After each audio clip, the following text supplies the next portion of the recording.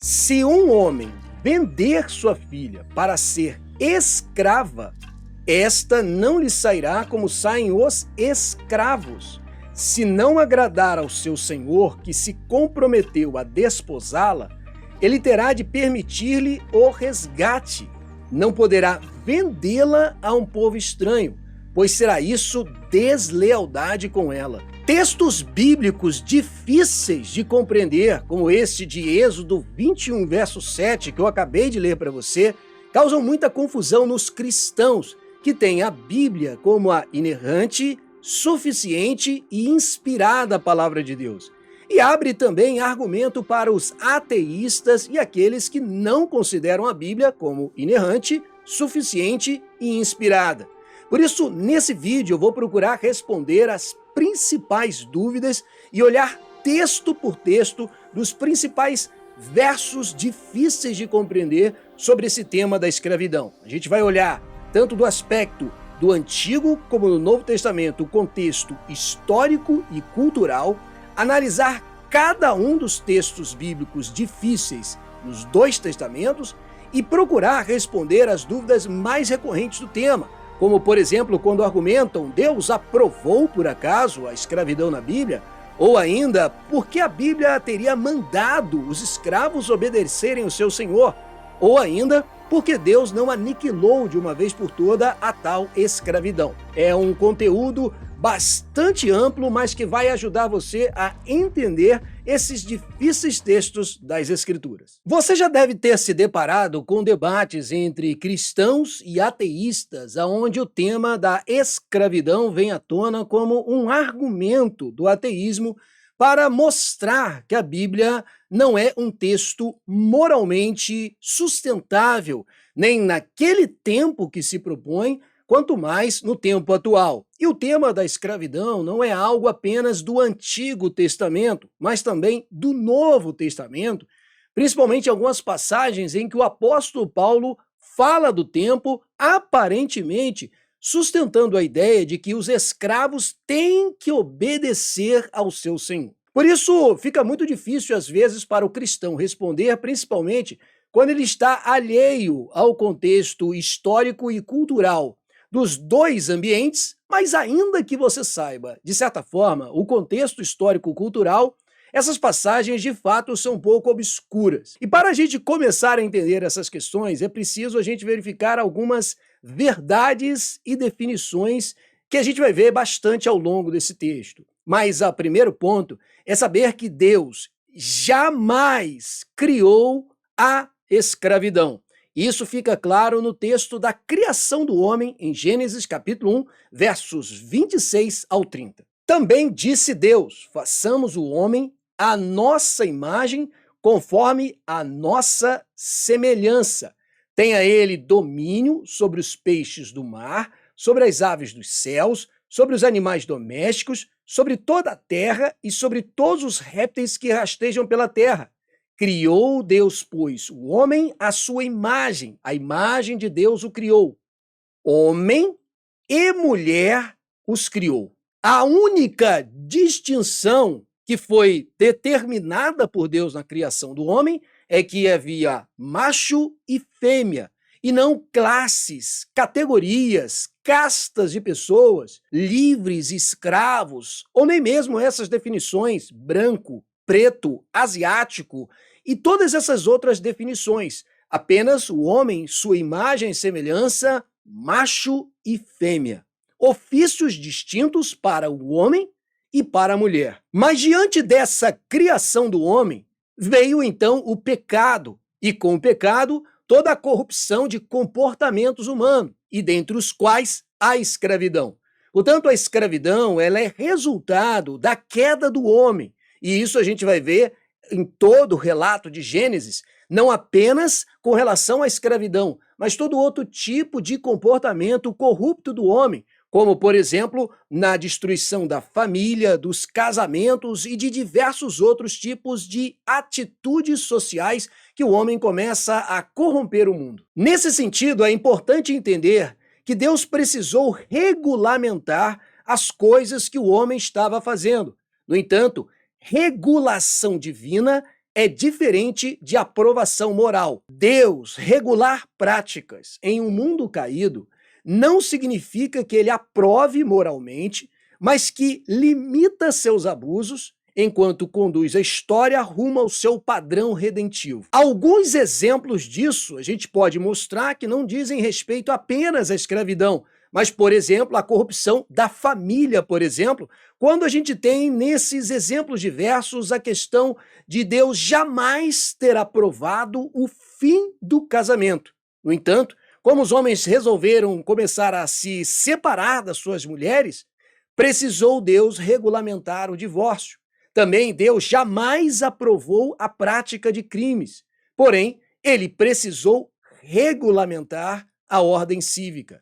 E também Deus jamais aprovou o pecado, porém precisou regulamentar a redenção. Para ilustrar essa questão, falando, por exemplo, do tema da família, a questão do divórcio é um exemplo de como Deus jamais aprovou, por exemplo, o fim do casamento, a destituição da família, mas precisou regulamentar o divórcio diante de um mundo caído. E no texto de Mateus, capítulo 19, verso 3, isso fica muito claro nas próprias palavras de Jesus, quando num episódio acontece o seguinte fato: vieram a ele alguns fariseus e o experimentavam perguntando: é lícito ao marido repudiar sua mulher por qualquer motivo?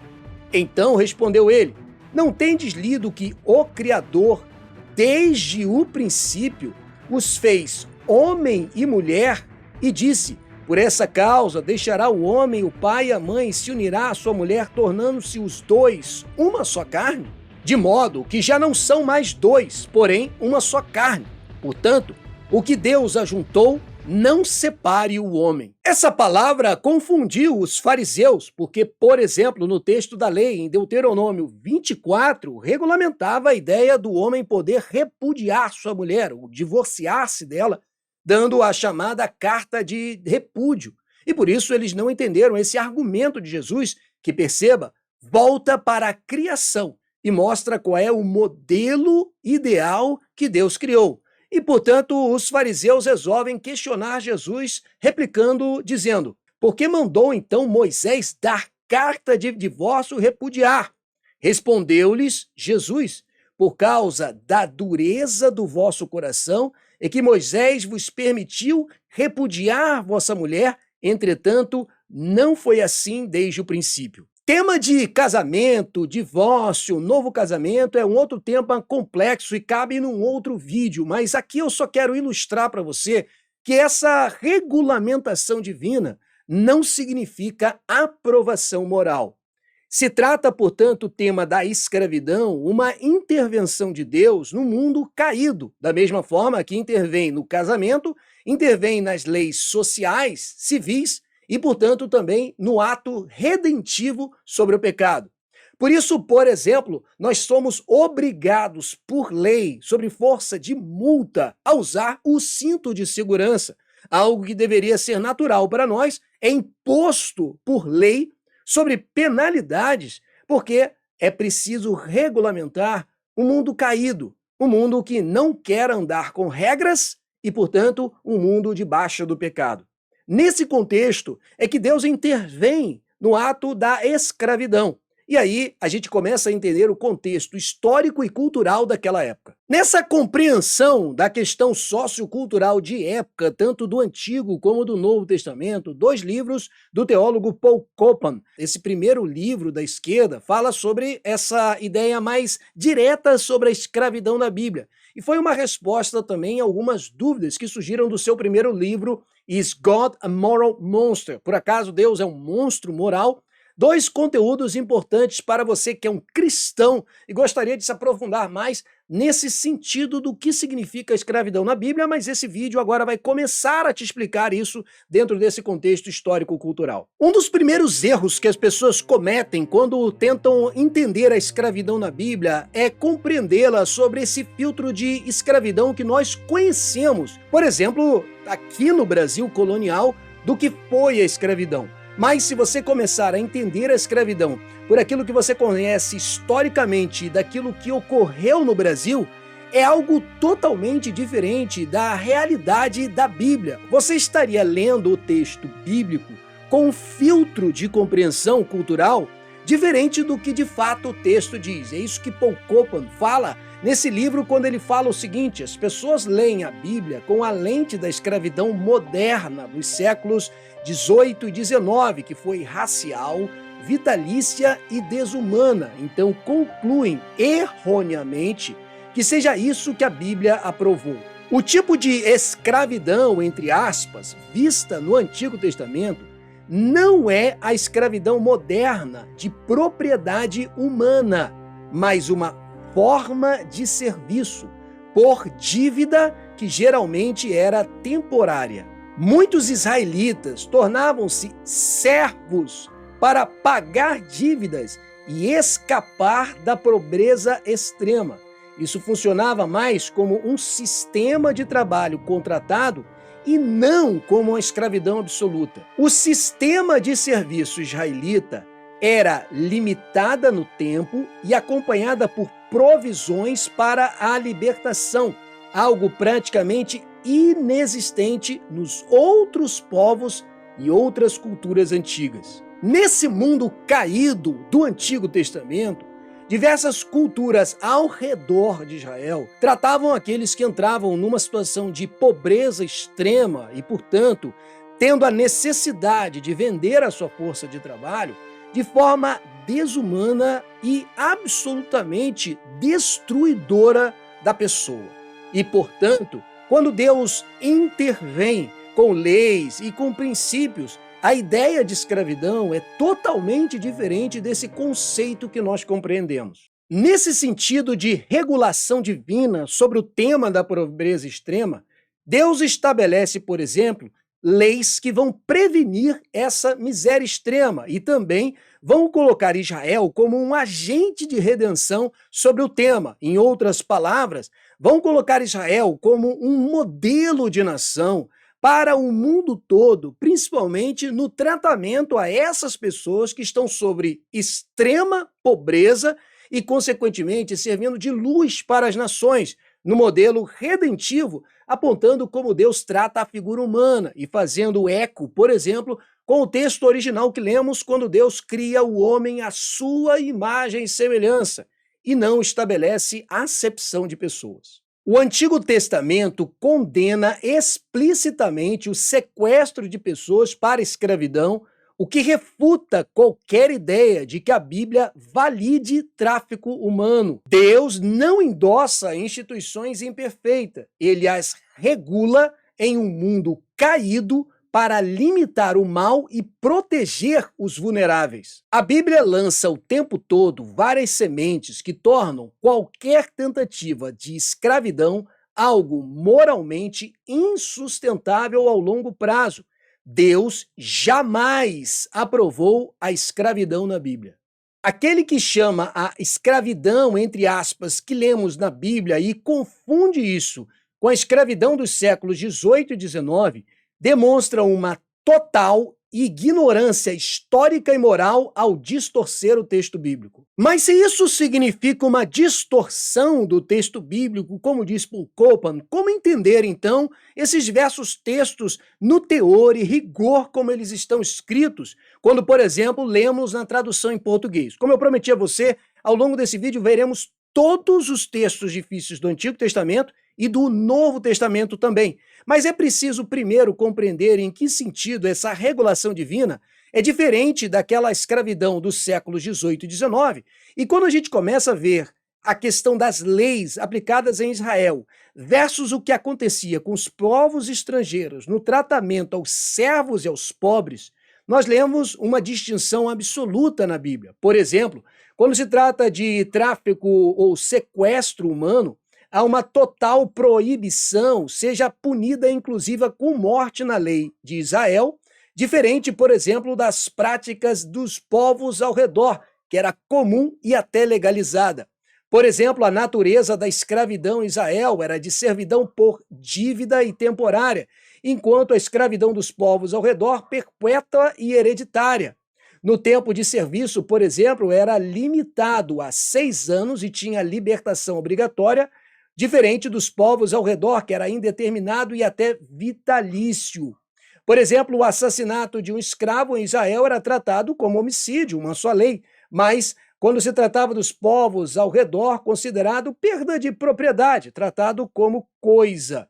No assunto, por exemplo, ao culto, os escravos também eram incluídos no culto e nas festas, mas nas outras culturas, excluídos da vida religiosa. Aqui você começa a ter uma leitura correta do que é a chamada escravidão, segundo o texto bíblico, que por enquanto ainda no vídeo nós vamos tratar como escravidão, a palavra escravidão, mas depois eu vou te mostrar a etimologia do termo no hebraico, depois que você entender o contexto histórico, que você já está começando a ter uma conclusão muito óbvia, que é bastante distinto dessa ideia pela qual as pessoas têm e, consequentemente, interpretam o texto por um filtro errado. Dentre essas diversas leis de Deus para impedir a pobreza extrema, a Bíblia revela de forma intencional e repetida o que hoje chamaríamos de política de amparo social, sem estatismo, mas com responsabilidade moral diante de Deus. Em outras palavras, a ideia dessa escravidão, entre aspas, na Bíblia, era, na verdade, uma ação de Deus de amparo social ou de política de preservação daqueles que eram mais vulneráveis. E nesse sentido, quando a gente começa a ler algumas leis, nós lemos, por exemplo, que Deus dava o direito a respigar das colheitas, ou seja, o pobre não recebe uma esmola passiva, não recebe uma espécie de ajuda estatal governamental, mas ele tem acesso digno ao trabalho. Por exemplo, o pobre em Israel, antes mesmo de ter a necessidade de se vender como escravo, lembre, estou usando ainda o termo escravo até a gente chegar nessa definição etimológica, ele poderia, por exemplo, tirar das colheitas, das beiras das plantações, a sua subsistência. Em outras palavras, ele tinha acesso a um trabalho digno, sobre o qual ele poderia se sustentar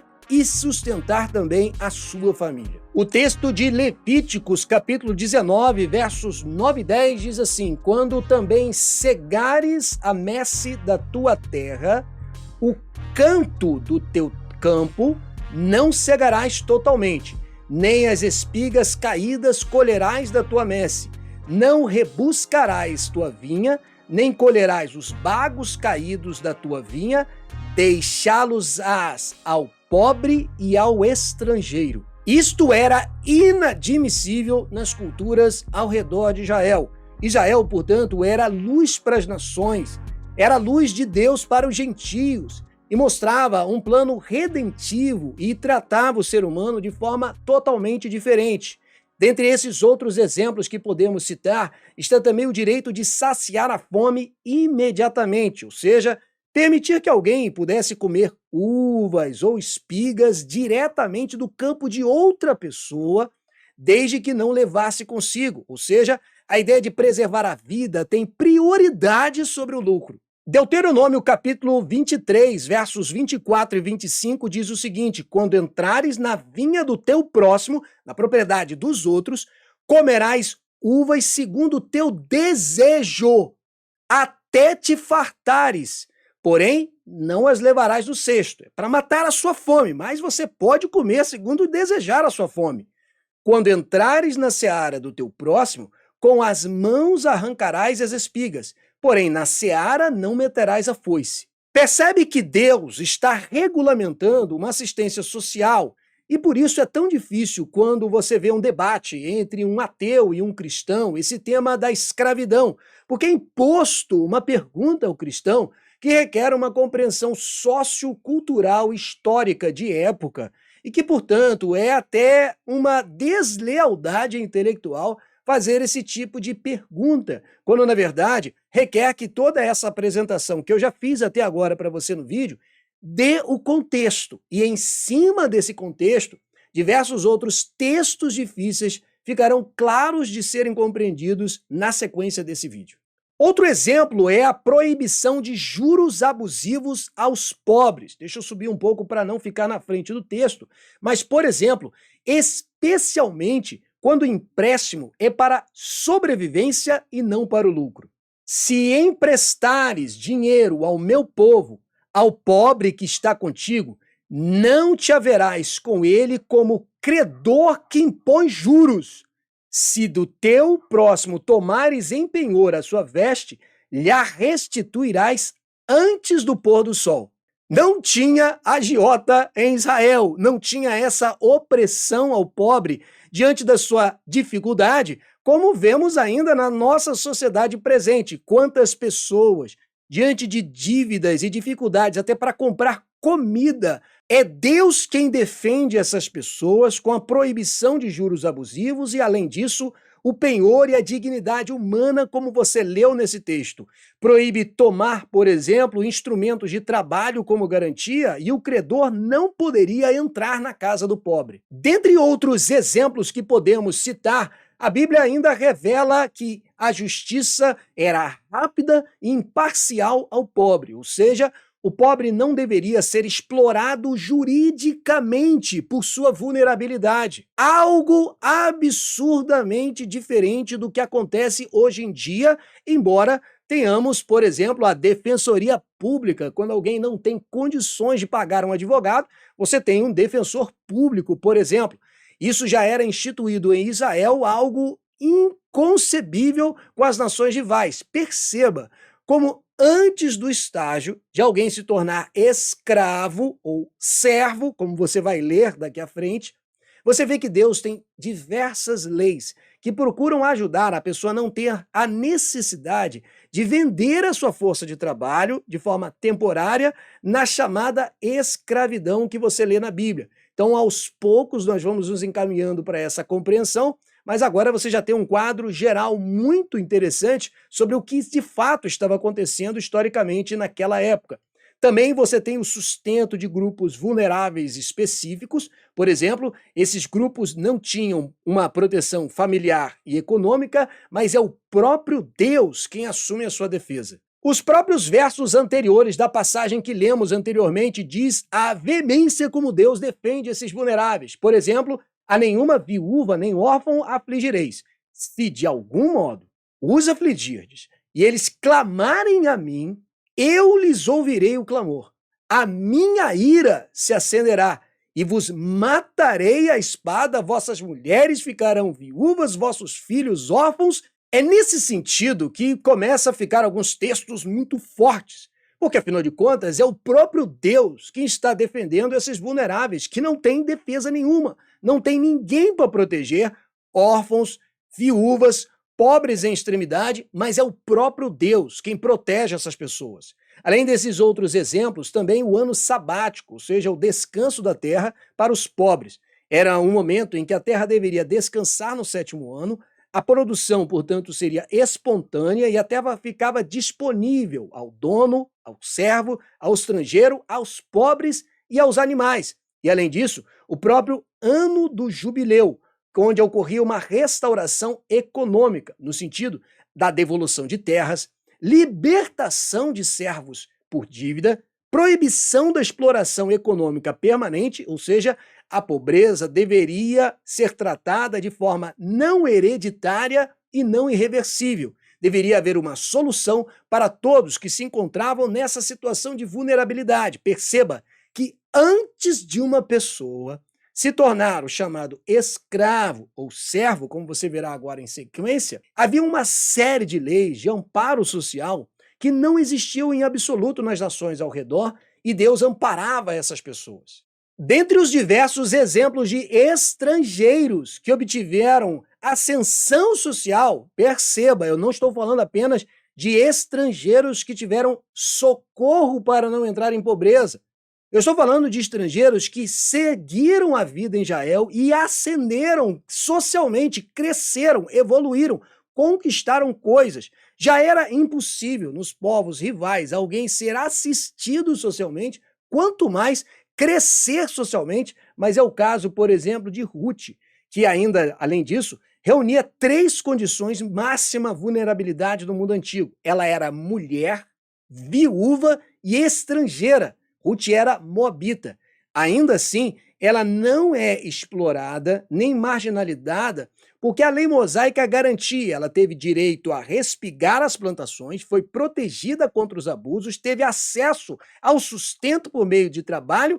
Nada disso é caridade aleatória, e sim justiça aplicada. E, além disso, Ruth pertence à genealogia de Jesus. Isso é a maior prova de que Deus é justo, protege aqueles que são feitos à sua imagem e semelhança, e em lugar nenhum das Escrituras há margem para alguém dizer que Deus teria criado a escravidão, institucionalizada por conta da sua vontade, mas no lugar disso tudo, regulamentou o pecado e não permitiu que o pecado pudesse destruir mais vidas do que nesse mundo caído ele já vem destruindo há muito tempo. Além de Ruth, outros diversos estrangeiros, como o hitita Urias, que se tornou um soldado de elite em Israel, Caleb, o quenezeu, que se tornou líder tribal, Raabe, a cananeia, que participou inclusive da genealogia de Jesus, além da própria Ruth, Doeg, o edomita, que embora não tenha um comportamento moral muito forte, ele tinha uma posição política, Obed-edom, Ataí, Ebed-meleque, ou seja, era possível, se você estivesse numa situação de vulnerabilidade, antes de se vender como escravo nas nações ao redor, vir a Israel, vender a sua força de trabalho, aí vem o conceito de escravidão, no sentido de serviço, tendo assim socorro, subsistência e ainda a possibilidade de ascensão social. Nesses debates entre ateístas e cristãos que a gente assiste, por exemplo, nas redes sociais, existe uma desonestidade intelectual muito grande, porque é lançado para o público uma ideia de escravidão como nós conhecemos do Brasil colônia e aplicado na realidade da Bíblia como se fosse a mesma coisa. Mas há uma distinção clara entre a servidão temporal que existiu em Israel no Antigo Testamento e, por exemplo, a escravidão do Brasil colônia. Em termos, por exemplo, da origem do vínculo, enquanto em Israel era uma servidão por dívida, portanto, alguém se tornava pobre e se vendia como servo ou escravo, no Brasil era o sequestro ou tráfico humano. Quanto, por exemplo, a duração em Israel era temporária e limitada, no Brasil colônia vitalícia e hereditária. Enquanto em Israel as pessoas tinham direitos, no Brasil colônia elas eram tratadas como propriedade, como coisa. A libertação dos escravos ou dos servos em Israel era obrigatória e com provisão. No caso, no Brasil, extremamente excepcional e arbitrária, além de diversas outras diferenças que a gente pode citar. Agora que eu já te apresentei amplamente o sentido cultural histórico, diversos textos difíceis, por exemplo, sobre escravidão do Antigo e Novo Testamento, vão passar a ser respondidos.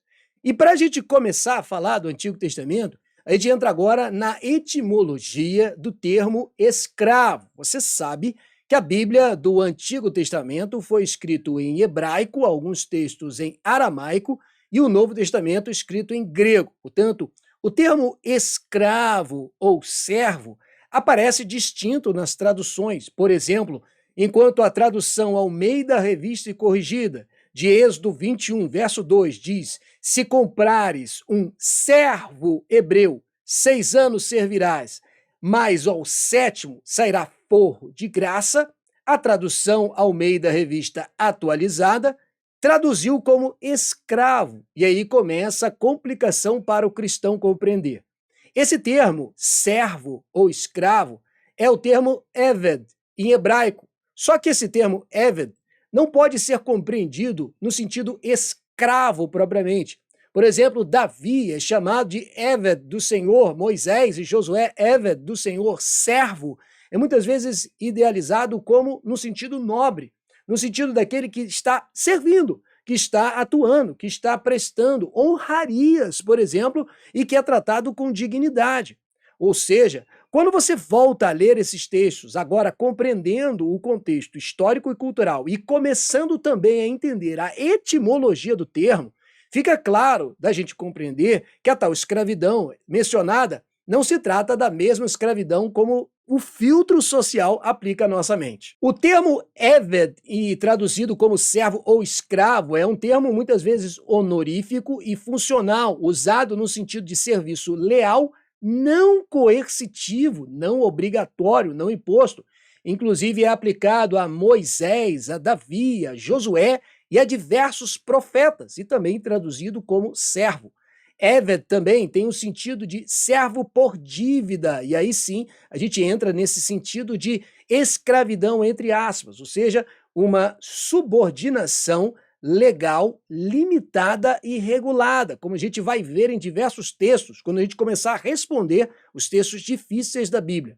O termo Eved, por exemplo, é traduzido como oficial do rei, ou seja, de forma hierárquica, porém prestigiosa em diversos textos das Escrituras.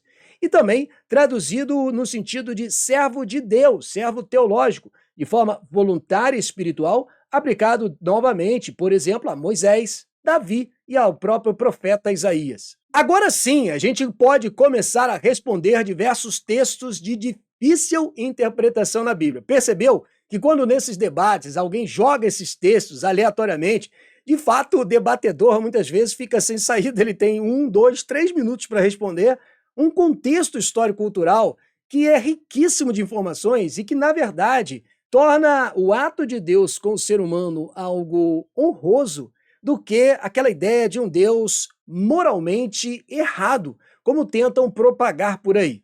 E nesse aspecto você agora começa a poder compreender os diversos textos difíceis, tanto do Antigo e Novo Testamento, que a gente vai começar a responder agora. E começando pelo Antigo Testamento, o texto de Êxodo, capítulo 21, verso 1 ao 11. Aquele primeiro texto, quando eu abri o vídeo, foi exatamente nessa passagem que eu tirei o versículo bastante controverso. Quando a gente vê essa passagem, eu preciso acrescentar também que existe um sentido cultural e histórico sobre o casamento que precisa ser considerado quando a gente lê essa passagem. Por isso é que se torna tão difícil interpretar essas coisas, porque perceba, eu precisei te mostrar o sentido histórico e cultural da ideia de escravidão do Antigo Testamento, precisei te mostrar a etimologia do termo Eved, e agora ainda acrescento o histórico e cultural do casamento, que era do Antigo Testamento e perdura até o tempo de Jesus e também, de certa forma, no Novo Testamento, em que o pai da noiva é que tem o direito de casá-la, diferente da nossa realidade do século XXI, em que o pai da moça só sabe que ela vai casar depois de tudo já ter acontecido. Naquele tempo não era assim. O direito de casar uma moça era do pai. E nesse aspecto, quando uma moça estava muito pobre e o pai dela também, não tendo dote e, portanto, não tendo como dar um futuro para sua filha, ele levava ela para ser vendida como serva ou como escrava, no sentido de desposá-la, no sentido deste outro homem tomar ela para casar ela com um outro homem, portanto, dar um futuro para essa moça. O sentido aqui é de proteção, ou seja, o pai dessa moça, que já era pobre, de miséria extrema, e ela também, pobre e sem um futuro, procura então alguém que possa conseguir um marido para ela e, consequentemente, ela ter um futuro. Este é o cenário da passagem que você vai ler agora. Êxodo 21, verso 1 diz: são estes os estatutos que lhes proporás. Se comprares um escravo hebreu, 6 anos servirá, mas ao 7º sairá forro de graça.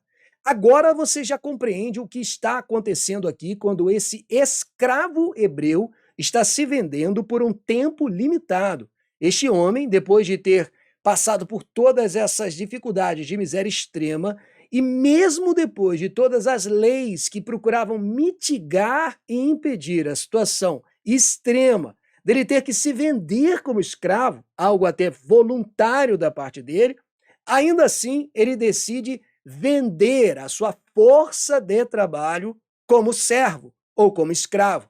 Percebe como é totalmente a ideia de escravidão vendida por aí pelo ateísmo e também compreendida dentro desse filtro cultural da escravidão moderna, como compreendemos. e ele ainda iria servir apenas 6 anos e sair sem precisar pagar por sua liberdade. O texto então continua no verso 3 dizendo: se ele entrou solteiro, sozinho sairá. Agora, se era homem casado, com ele sairá sua mulher. Deus não está separando famílias quando esta família empobrecida, em miséria extrema, procurou socorro vendendo a sua força de trabalho. Se ele era casado, sairá com a sua esposa. Mas agora, existe uma realidade diferente em que se acrescenta essa cultura do casamento. O verso 4 começa a dizer algo que é estranho para nós, mas que tem explicação. O verso diz: se o seu senhor lhe der mulher, e ela der à luz filhos e filhas, a mulher e seus filhos serão do seu senhor, e ele sairá sozinho. Aqui não é a mesma ideia de escravidão colonial brasileira. A ideia aqui é o serviço. Esta mulher, que era serva deste homem, foi casada com esse homem pobre que entrou solteiro. O que é propriedade desse homem é a força de trabalho dessa mulher, e não ela como pessoa. O que está sendo dito aqui no texto, portanto, é que esta mulher continuará trabalhando na casa deste homem, embora ela não está impedida de continuar a sua família. É um outro tipo de cenário, outras passagens vão dizer o que pode acontecer com essa mulher, no sentido dela ser resgatada dessa situação, mas aqui é uma mulher que está sendo protegida, tendo um trabalho com o seu senhor, um sustento, e, portanto, ainda foi dado a ela um futuro, quando foi providenciado um casamento. E, a mesma forma, a este homem pobre, que chegou solteiro e agora encontrou um casamento. São realidades bastante diferentes. Perceba nos versos seguintes agora que não se trata, por exemplo, de uma escravidão no sentido Brasil-colônia, de bater, agredir, maltratar o escravo e de tratá-lo como propriedade. O verso 5 chega a dizer o seguinte: porém, se o escravo expressamente disser: eu amo o meu senhor, minha mulher e meus filhos, não quero sair forro, ou seja, ele não quer deixar de ser servo, escravo dessa casa que tanto lhe fez bem, que lhe deu um casamento, que lhe deu sustento, que lhe deu proteção, então o seu senhor o levará aos juízes e o fará chegar à porta ou ombreira, e o seu senhor lhe furará a orelha com a sovelha e ele o servirá para sempre. Percebe que esse para sempre é voluntário desse homem, que diz que ama o seu senhor e quer continuar nessa casa? Isto é absolutamente diferente da escravidão Brasil-colônia, que era imposta essa eternidade de escravidão. O contexto aqui é totalmente outro. Agora então entramos no verso 7, que é aquela passagem que eu li no iniciozinho desse vídeo, que diz o seguinte: se um homem vender sua filha para ser escrava, e esta não lhe sairá como saem os escravos, se ela não agradar ao seu senhor, aquele que adquiriu o direito de desposá-la, como está aqui, que se comprometeu desposá-la, arrumar um casamento para ela, ele terá que permitir-lhe o resgate. Ela pode ir embora, ela pode ser retornada à casa do seu pai. E o texto continua: não poderá vendê-la a um povo estranho, pois será isso deslealdade com ela. Vendê-la por um povo estranho é tratá-la como de uma maneira que ela será muito maltratada por aquelas leis que existiam nos povos estranhos, ou seja, ela poderá ser resgatada pela sua família se ela não agradou, arrumou confusão na casa desse homem, mas perceba que ele não está contratando ela no sentido de apenas servi-la, mas de desposá-la, de arrumar um casamento, de arrumar um futuro para ela. O que está sendo comprado aqui não é a pessoa dessa mulher, mas o direito deste homem a arrumar um casamento, porque o pai da moça é pobre. O pai da moça não tem um dote, ele não consegue casar ela e o futuro dela está comprometido. Por isso, este homem, este pai, vende não a filha, mas o direito de casar a filha para alguém que vai providenciar um casamento. Inclusive, Os versos seguintes ilustram isso muito bem, quando diz, por exemplo, no verso 9 em diante, mas se a casar com seu filho, ou seja, essa moça agora foi dada em casamento ao filho desse que comprou o direito de desposá-la. Tratá-la-á como se tratam as filhas. Olha a dignidade que é dada a essa moça.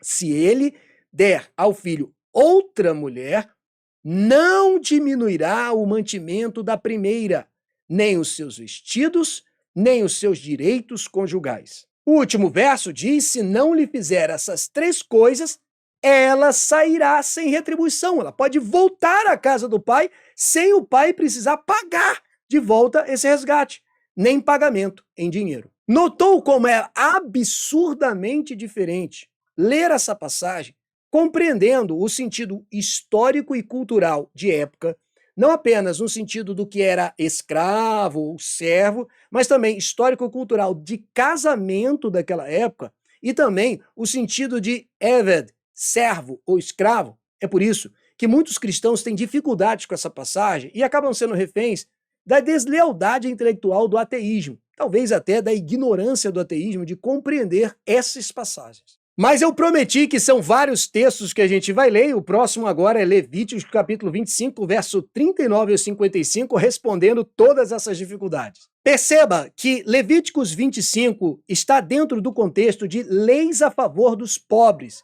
a ideia de escravidão, como eu já mencionei anteriormente no vídeo. Dentro dessas leis que protegem os pobres estão as leis a favor dos escravos, que começa no verso 39 a dizer o seguinte: também, se teu irmão empobrecer, percebe? Mesmo sentido cultural, este homem hebreu, depois de ter passado por dificuldade e pobreza extrema e ter sido assistido por todas aquelas leis que você já viu ao longo desse vídeo, ele ainda assim se empobrecer e voluntariamente, ele estando com outro hebreu, vender-se a este homem, não o farás servir como escravo. Aí sim, o contexto de escravo é o contexto de escravidão que os povos ao redor de Israel faziam, ou seja, oprimiam as pessoas, e não é isso que está sendo dito aqui. Como é que era para fazer? Como jornaleiro, a jornada de um dia.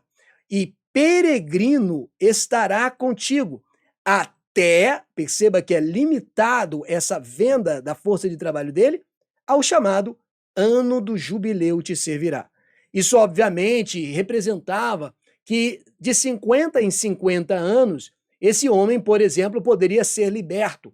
E aí é que o ateísmo pega pesado, no sentido de dizer que é uma escravidão forçada. Mas eles não veem que existem diversas formas desse homem se resgatar e sair dessa ideia de servidão. E mais do que isso, como eu te mostrei nas passagens anteriores, vários servos conseguiam crescer socialmente. Então não se trata da mesma escravidão do Brasil colônia, em que não havia como a pessoa crescer socialmente. Este servo que está se vendendo para o seu irmão pode crescer socialmente dentro de Israel, conseguir inclusive crescer em adquirir propriedades, cargos e outras funções, é no sentido de protegê-lo que aqui está sendo dito. Então, sairá da tua casa ele e seus filhos com ele, tornará a sua família e a possessão de seus pais. Percebe que a lei de Deus não tira a propriedade privada desse homem por direito na lei? Porque são meus servos que tirei da terra do Egito, não serão vendidos como escravos. De novo, fazendo referência àquela ideia de escravidão dos povos ao redor. Não te assenhorarás dele com tirania. Quando ele é vendido para esse homem, ou se vende, se entrega como força de trabalho, existe essa possibilidade de ascensão. Não é uma escravidão de tirania, de dificuldades, de opressão, como é vendido por aí. Teme, porém, ao teu Deus. Quanto aos escravos ou escravas que tiverdes, virão das nações ao vosso redor, delas comprareis escravos e escravas. Também comprareis dos filhos dos forasteiros que peregrinam entre vós, deles e das suas famílias que estiverem convosco, que nascerem na vossa terra e vos serão possessão. A ideia aqui é da proatividade de compra. Percebe que no caso desse hebreu, houve a voluntariedade dele de vender a sua força de trabalho. No caso, quando um homem quer comprar um escravo, ele não deve comprar de Israel. Ele deve procurar escravos de fora de Israel. O que seria uma chance muito grande dessas pessoas que são oprimidas em outras nações encontrarem um tipo de servidão temporária com direitos em Israel. O que está sendo dito aqui não é no sentido de fazer escravos dos povos rivais, no sentido de oprimi-los, mas de resgatá-los da tirania que eles estão sujeitos nas outras nações. Quando, então, um homem quer comprar um escravo, ele não procura entre os seus irmãos hebreus. Ele apenas adquire escravos hebreus quando este hebreu voluntariamente se dá ao serviço. No caso, este homem que quer escravos procurará nas nações exteriores, e isso será uma bênção para essas pessoas, porque não é a mesma escravidão colonial brasileira que nós conhecemos, mas um sentido de serviço temporal que vai dar a possibilidade que essas pessoas não têm nas outras nações, de crescer socialmente, como Ruth, como Ebed-Meleque, como Doeg, como Urias e como outros que eu já mostrei aqui nesse vídeo. Quer ver a prova de que esse estrangeiro pode crescer socialmente nesse chamado sistema de escravidão de Israel? O verso 47 diz assim: quando o estrangeiro ou peregrino que está contigo se tornar rico. Peraí, como é que pode um escravo se tornar rico? O escravo se torna rico porque esse sistema de escravidão, que é dito pelo ateísmo como opressor, não é o sistema de escravidão como nós compreendemos. Percebe que quando você começa a ler o texto bíblico, com todo esse aparato de contexto histórico e cultural que eu te mostrei no início desse vídeo, fica muito mais fácil de você entender o que está acontecendo. Quando o estrangeiro ou peregrino que está contigo se tornar rico e teu irmão junto dele empobrecer, percebe o que está acontecendo aqui? Um hebreu é pobre e um estrangeiro que veio se tornou rico. E agora esse estrangeiro adquiriu teu irmão hebreu. E agora, vender-se então ao estrangeiro ou peregrino que está contigo, ou alguém da família do estrangeiro, depois de haver se vendido, haverá ainda resgate para ele, um de seus irmãos poderá resgatá-lo. É a lei de poder tirar um hebreu dessa situação de vender um serviço para um estrangeiro e, portanto, tratar o seu nativo patriota de forma a trazê-lo para uma redenção. Deus está o tempo todo cuidando das pessoas, seja nativos em Israel, seja dos estrangeiros. Seu tio ou primo o resgatará, ou um dos seus parentes da sua família o resgatará, se lograr meios, se resgatará a si mesmo. Percebeu o que está acontecendo aqui? Se este escravo que se vendeu ao estrangeiro lograr meios, percebe como este homem consegue crescer socialmente, mesmo sendo escravo de um estrangeiro? Percebe o que está acontecendo? O estrangeiro era escravo, cresceu socialmente, adquiriu um hebreu pobre que cresceu socialmente. Olha o que o texto diz: se esse hebreu crescer, lograr meios, se resgatará a si mesmo. De onde que o ateísmo tira essa ideia de escravidão opressora? Se um escravo pode crescer socialmente e adquirir outro escravo, e esse escravo adquirido ainda pode ascender socialmente, é porque eles não interpretam corretamente no sentido cultural histórico e não entendem nada do que a Bíblia está dizendo. Esse hebreu que logrou meios para resgatar a si próprio e sair desse sistema, com aquele que o comprou acertará contas desde o ano que se vendeu a ele até o jubileu. O preço da sua venda será segundo o número dos anos, conforme se paga a um jornaleiro. Quanto mais os anos se passam, mais barato fica para ele se resgatar. Percebeu o que está acontecendo? Quanto mais se aproximar do ano do jubileu, o preço de se comprar e sair dessa situação cai. É diferente de uma dívida, por exemplo, que você tem, que os juros só aumentam e fica mais caro de você sair dessa situação. Imagine você ter uma conta que quanto mais os anos se passam, mais barato fica de pagar. Imagina que o seu nome está sujo no banco e quanto mais passam os anos, menos você deve ao banco. Como jornaleiro, a jornada de ano a ano estará com ele. Não se assenhorará dele com tirania à tua vista. É totalmente diferente do que te vendem por aí. Se desta sorte se não resgatar, sairá no ano de jubileu. Se ele não conseguir o dinheiro para se resgatar antes, uma hora ele vai sair. ele e seus filhos com ele, porque os filhos de Israel são os seus servos, meus servos são eles, os quais tirei da terra do Egito, eu sou o Senhor vosso Deus. Você já deve ter visto alguém dizer que essa escravidão era de 50 anos. Você percebeu que o texto não está dizendo isso? Esse homem, se ele lograr meios com 49 anos faltando, ele pode se comprar, ele pode servir 1 ano e comprar o seu direito de liberdade. E mesmo que ele não consiga, o preço da sua liberdade vai ficando mais barato. E mesmo que ele não consiga, ele vai sair sem precisar pagar. Esse é o sentido de proteção social para alguém que chegou ao caso extremo de, mesmo depois de todas aquelas leis de proteção de Deus, ainda assim precisar se vender como escravo. Mas dentre esses textos do Antigo Testamento, chegamos a Deuteronômio 20, do verso 1 ao 20, que eu considero o texto mais difícil de compreensão. Não que ele não tenha explicação, mas por ele envolver guerras e, consequentemente, vítimas dessas guerras, entre elas mulheres e crianças. Numa má interpretação dessa passagem, Deus é considerado imoral, porque dentre as vítimas estão esse tipo de categoria de pessoas. Mas quando você começa a compreender o que está acontecendo nessa passagem, fica claro que a coisa não é bem assim. Esse texto de Deuteronômio 20, do verso 1 ao verso 20, começa falando sobre guerras e, nesse sentido, permite para aquele soldado que vai para o combate a possibilidade de não ir, caso, por exemplo, ele plantou uma vinha, ainda não colheu o seu fruto e ele pode voltar para colher do esforço do seu trabalho. Ou, por exemplo, ele se tornou noivo e ainda não celebrou o casamento, ele não vai para a guerra, ele vai celebrar o casamento. E, além disso, aqueles que são medrosos, não têm coragem de ir para a guerra, são considerados possíveis de não ir para a batalha e voltar para casa.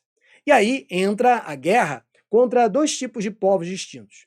Primeiro, povos de fora do território da Terra Prometida, o território que Deus concedeu a Israel.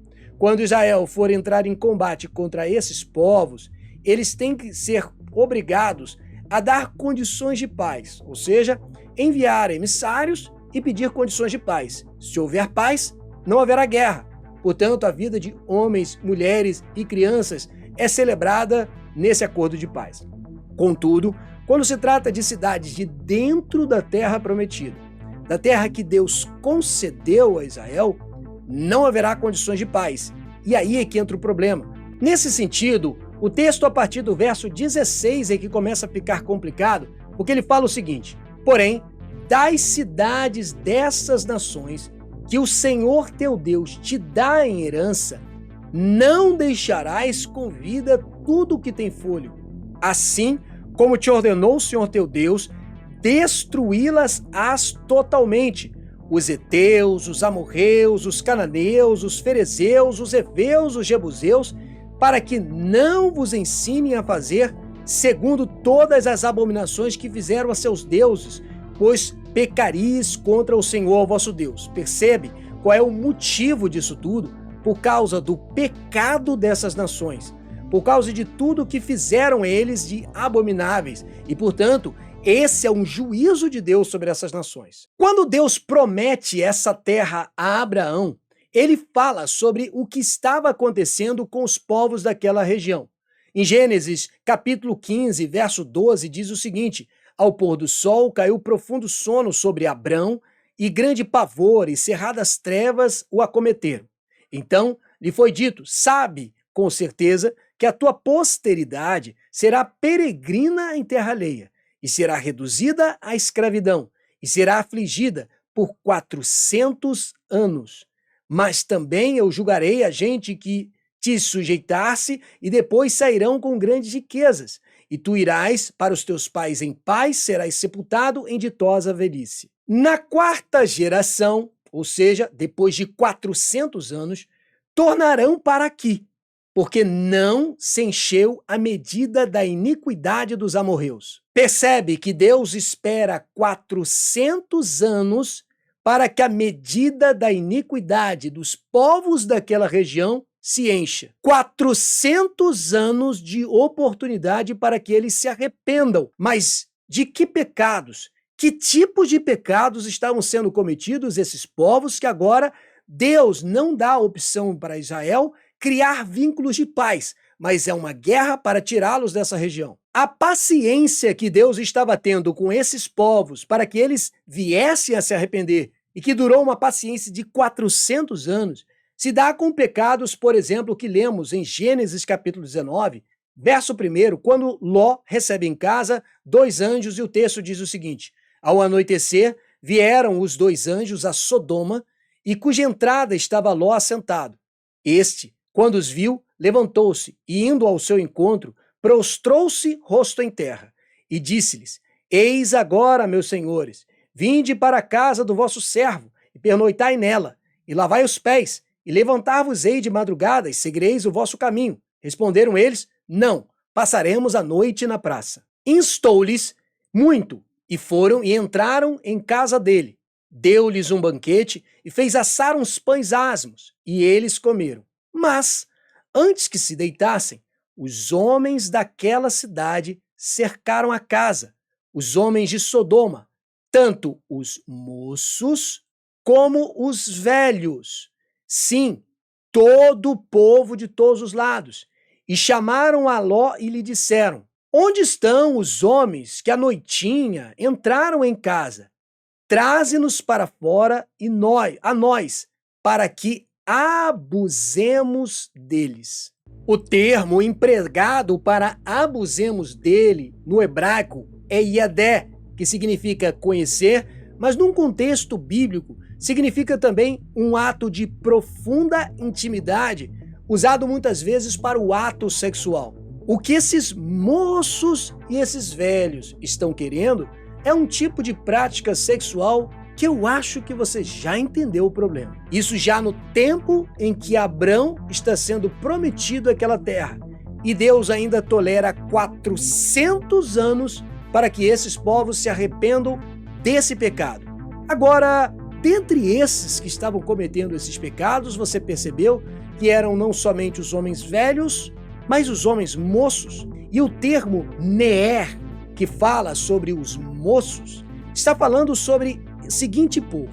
Em hebraico, geralmente significa desde a infância ou desde a tenra idade, frequentemente usado em frases de oposição a alguém extremamente velho, ou seja, para mostrar uma pessoa, um menino ainda muito jovem.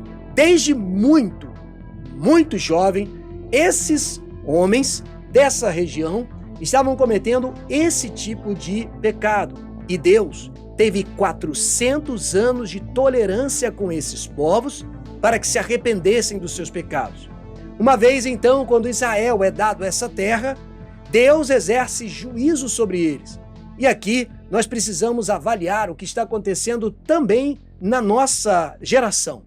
Será que a inocência não está sendo perdida cada vez mais jovem? E, portanto, esse termo inocente não é tão inocente assim?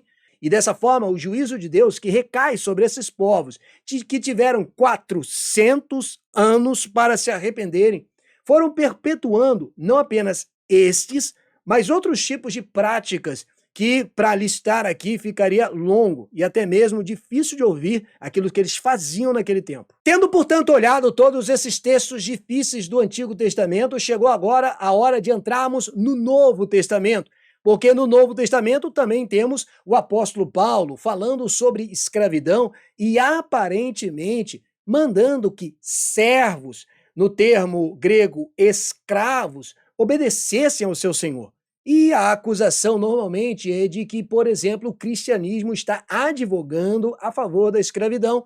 E agora a gente precisa entender o contexto histórico e cultural do Novo Testamento e compreender essas diversas passagens difíceis que temos adiante de nós. Para entendermos esses textos do Novo Testamento, como Efésios capítulo 6, do verso 1 ao verso 10, Colossenses capítulo 3, do verso 22 ao 25 e também o versículo 1 do verso 4, que complementa essa passagem, e ainda também o texto de Filemão, do verso 8 ao verso 20, em que o apóstolo Paulo está devolvendo um escravo chamado Onésimo para Filemão, É preciso a gente entender também o que significava a escravidão no Império Romano no tempo do apóstolo Paulo. Naquela época, a escravidão romana do primeiro século era radicalmente diferente dessa escravidão colonial brasileira como conhecemos, mas ainda assim real e dura. Assim como nós vimos que a escravidão do Antigo Testamento não tem relação com essa ideia de escravidão que conhecemos, colonial brasileira, também a escravidão do Novo Testamento reserva distinções bastante significativas, apesar de ser real e dura. E nesse sentido, a gente pode compreender características centrais. Primeiro, não se tratava de uma escravidão racial. Qualquer pessoa poderia se tornar escrava. Era no sentido jurídico e econômico, e não no sentido biológico, racial, como foi a escravidão colonial brasileira. E estimava-se que cerca de 20 a 30% da população urbana do Império Romano fosse escrava. Ainda assim, escravos atuavam como professores, médicos, administradores, artesãos, trabalhadores rurais, empregados domésticos. Sim, a escravidão romana tinha a sua parcela de severidade, de ser dura, mas ainda assim, esses escravos poderiam ter uma certa participação social que não era exatamente como acontecia os escravos brasileiros que sofriam tanto na colonização portuguesa. Para te ilustrar qual era o ofício de um escravo naquele tempo, Paulo, por exemplo, quando faz uma analogia entre o que era a lei que nos levou até a graça, no texto de Gálatas, capítulo 4, a partir do verso 1, fala do chamado aio, ou pedagogo, um escravo designado para ajudar o menino, que no caso era o seu senhor, crescer e amadurecer como homem. E é essa analogia que Paulo faz com a lei. A lei nos serviu de aio para nos levar a Cristo. Olha o que o texto diz. Verso 1, digo, pois, que durante o tempo em que o herdeiro é menor, em nada difere de escravo, posto que ele é senhor de tudo, mas está sob tutores e curadores. Quais tutores e curadores? Esses escravos eram seus tutores, curadores, os seus professores. Portanto, escravo, no contexto do Império Romano, tinha uma função até nobre, e não no sentido de escravidão colonial brasileira. E o texto continua. Assim, também nós, quando éramos menores, estávamos servilmente sujeitos aos rudimentos do mundo. Vindo, porém, à plenitude do tempo, Deus enviou o seu Filho, nascido de mulher, nascido sob a lei, para resgatar os que estavam sob a lei, a fim de que recebêssemos a adoção de filhos. E porque vós sois filhos, enviou Deus ao nosso coração o Espírito de seu Filho que clama Abba Pai, de sorte que já não és escravo, porém filho, sendo filho, também herdeiro de Deus. É por isso que nos versos do capítulo 3, versos 23 em diante, Paulo faz esse tipo de referência, quando ele fala o seguinte: a lei nos serviu de aio para nos conduzir a Cristo. Esse aio, esse pedagogo, no sentido do grego, era um escravo, ou seja, no contexto da escravidão do primeiro século do Império Romano, escravos, por exemplo, atuavam como professores, ajudando os meninos, que eram seus senhores, a amadurecer e se tornarem homens. Escravos, portanto, no Império Romano, embora dura ainda a escravidão, tinham, por exemplo, cargos e uma conotação diferente. Quando Paulo diz que um servo, um escravo, deve obedecer ao seu senhor, é num contexto social diferente. Nem por isso é difícil de nós respondermos algumas questões, como, por exemplo, um escravo poderia ser liberto? Sim. Então, por que Paulo, ao invés de dizer para os servos obedecerem aos seus senhores, como lemos nessas passagens diversas de Efésios 6, do 1 ao 10, Colossenses 3, 20 ao 25, e também o verso 1 do capítulo 4, ou Filemão 8, 20, que ele devolve Onésimo para Filemão, por que então Paulo não está dizendo para que esses senhores libertem os escravos e, portanto, encerrem a escravidão? E é isso que a gente responde agora. Escravos podiam sim ser libertos. A libertação era até comum, esperada, socialmente valorizada. Existiam como formas dessa libertação a decisão voluntária do Senhor, e isso é algo que pode advogar contra o cristianismo. Mais à frente eu vou te responder essa questão. Por testamento, por exemplo, por compra da própria liberdade, o chamado peculium, que o próprio escravo poderia se libertar, Percebe como é diferente da escravidão colonial brasileira? Por serviços prestados ao longo do tempo, ou seja, um escravo liberto, chamados libertos, tornava-se um cidadão romano comum. Em muitos casos, podia trabalhar livremente, casar legalmente, possuir bens, subir socialmente. Ou seja, a exemplo do Antigo Testamento, essa escravidão é diferente. O próprio escravo poderia até se libertar e crescer socialmente, apesar das suas dificuldades. Tudo isso torna necessária a pergunta: o que o apóstolo Paulo fez sobre esse assunto? O que ele fez foi dizer que Deus não cria a escravidão, não a idealiza, não a sacraliza, mas subverte o sistema de dentro para fora. Ou seja, o cristianismo não começa com uma revolução armada, mas com uma revolução moral inevitável. Em outras palavras, Paulo não está mandando com que, socialmente, o cristianismo fosse subverter a sociedade no sentido político e militar. Não era pegar em armas, não é fazer um movimento político, como temos até mesmo no nosso cenário nacional, direita e esquerda, mas subverter o sistema de dentro para fora seria fazer com que os senhores desses escravos pudessem aprender a tratar esses escravos, esses servos, com a dignidade, porque afinal de contas, eles mesmos têm um senhor, que é o próprio Senhor Jesus. E assim também, esses servos, esses escravos, obedecerem ao seu senhor, no sentido que eles também tinham a dignidade de serem servos de Cristo. Mais à frente eu vou te mostrar uma passagem em Gálatas que harmoniza todos esses outros textos que eu já mostrei para vocês aqui. Você pode ler todos esses textos, eles dizem praticamente as mesmas coisas que eu já expliquei, mas na frente eu vou te mostrar um texto que responde tudo isso de uma maneira só, mas isso ainda não responde alguma pergunta difícil de se fazer. A pergunta é: por que Paulo não ordenou que os cristãos libertassem seus escravos? Se esses escravos eram servos de Cristo, assim como eram servos de Cristo os senhores, fica óbvio de nós perguntarmos, então, por que Paulo não ordenou que esses senhores libertassem os seus escravos? E aí há um problema social que iria colocar a igreja diante de um cenário problemático. Primeiro, uma resposta direta é que o apóstolo tinha um papel não de legislar revoluções sociais, mas implantar princípios morais que tornariam a escravidão incompatível com o cristianismo ao longo tempo. Ou seja, essa ordem era impraticável no contexto social do Império Romano, até porque o cristianismo nasce com uma minoria vulnerável. Pequenas igrejas domésticas, compostas por escravos, libertos, alguns senhores sem proteção legal. Ou seja, se Paulo começa essa revolução diante de um cristianismo ainda embrionário, iniciando, o próprio Império Romano iria atacar a igreja e acabar considerando a igreja um movimento contrário ao establishment, ou seja, o Estado romano iria encontrar no cristianismo uma ideia de subvertê-lo e, consequentemente, iria subjugá-lo. Não é prático e inteligente que isso fosse feito. Além disso, uma ordem universal de libertação dada pelo cristianismo colocaria a igreja em um confronto direto com esse establishment do Império Romano, ou seja, criando um caos econômico imediato. Já havia problema demais para que Paulo, além disso, colocasse a ordem de libertar os escravos, colocando a igreja em confronto direto contra o establishment social. Isso não significa que a igreja, nos séculos vindouros e à medida que foi crescendo e se estabelecendo, fosse no sentido de advogar a favor da escravidão.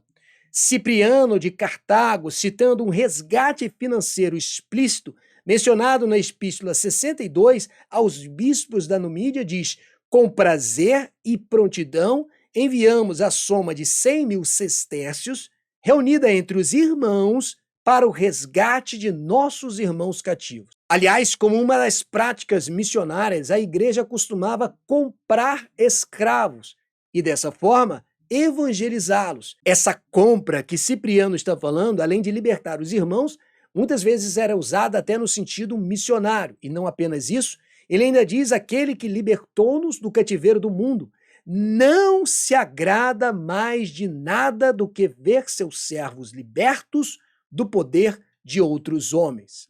Além disso, Gregório de Nissa, sobre a condenação moral da escravidão e em defesa da libertação, na sua homilia sobre Eclesiastes capítulo 4, diz: Tu condenas um homem à escravidão, cuja natureza é livre, e que foi feito à imagem de Deus? Percebe a mesma referência ao texto original que eu mostrei no início desse vídeo?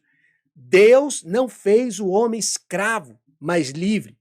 Além disso, Lactâncio exorta a igualdade prática entre livre e escravo na sua obra Institutas Divinas, quando diz: aos olhos de Deus, ninguém é escravo, todos são igualmente filhos.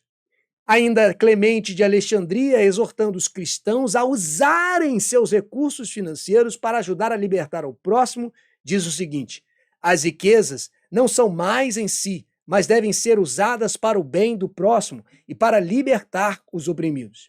Perceba que ao longo da história da igreja, a ideia da escravidão foi altamente destituída e não subvertendo a ideia que Paulo coloca nas cartas. Como eu prometi, daqui a pouco eu vou te mostrar um texto que mostra isso de forma muito clara. Mas ainda mostrando alguns outros textos, nós temos, por exemplo, Agostinho de Hipona, que escrevendo sobre a libertação dos escravos, na sua obra de Misericórdia Cristã, em Cidade de Deus, diz o seguinte: a escravidão é fruto do pecado. Percebe como coaduna com o que eu mostrei para vocês lá no início do vídeo, que fala como a escravidão é resultado de um mundo caído, de um mundo sobre o pecado? E Agostinho ainda diz o seguinte: não da natureza, e deve ser aliviada sempre que possível. Deus fez o homem livre. A servidão surgiu não por natureza, mas por desordem da vontade. Que o cristão prefira empregar seus bens em atos de misericórdia, especialmente na libertação daqueles que sofrem opressão, a gastá-los em vaidades. Ao invés de usar o dinheiro ao seu bel prazer, usar para resgatar os escravos, usar para adquiri-los, evangelizá-los e libertá-los, e até mesmo escravos que se tornaram cristãos. Essa é, de fato, a orientação. E por fim ele ainda diz: na paz perfeita da cidade de Deus, não haverá dominação de homem sobre homem, mas todos servirão a Deus em perfeita liberdade. Mas é o texto que eu prometi, que está em Gálatas, capítulo 3, verso 23 ao 29, que advoga de forma mais forte com relação à prova de que em Cristo não há escravos, nem livres, nem gregos, nem judeus, todos são um na pessoa de Cristo. Nessa passagem, especialmente os versos 25 e 26, diz o seguinte: mas tendo vindo a fé, já não permanecemos subordinados ao aio, à lei, nessa alusão do escravo, que era um didático para levar o menino à maturidade. A lei de Deus, o Antigo Testamento, servia para nos apontar a Cristo, porque todos quantos fostes batizados em Cristo, de Cristo vos revestistes. De Sarte, não pode haver judeu nem grego, nem escravo nem liberto, nem homem nem mulher, porque todos vós sois um em Cristo. E se sois de Cristo, também sois descendentes de Abraão e herdeiros, segundo a promessa. Em absolutamente nenhum lugar da Bíblia, seja do Antigo ou do Novo Testamento, a escravidão é um ato instituído por Deus, mas sim algo que Deus regula em um mundo caído sob o pecado. Desde o Antigo até o Novo Testamento, Deus está cuidando daquele que é a sua imagem e semelhança. Eu espero que esse vídeo tenha lhe respondido as dúvidas mais difíceis sobre esses textos difíceis sobre a escravidão. Mas se ainda restou dúvida, coloque a sua pergunta nos comentários. Não se esqueça de deixar o seu like, que eu creio que esse vídeo ajudou você a responder algumas das dificuldades maiores que surgem por aí. E, consequentemente, peço que você se inscreva para não perder nenhum outro vídeo do Yaakov Querus.